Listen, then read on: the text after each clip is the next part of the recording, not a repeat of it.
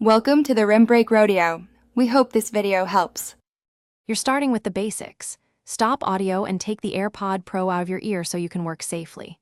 Once done, rest it on a clean, flat surface and use good light. This prevents drops and debris. Grip the plastic stem, not the speaker mesh, because that protects the driver.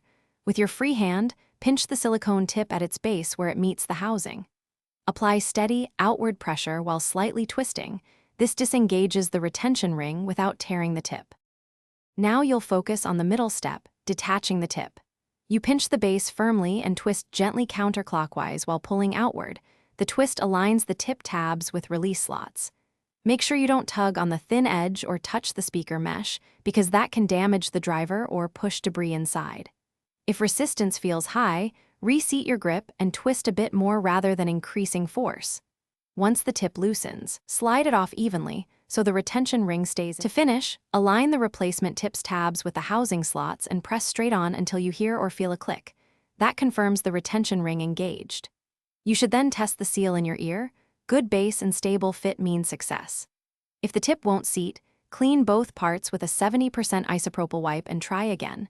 Dirt can block the tabs.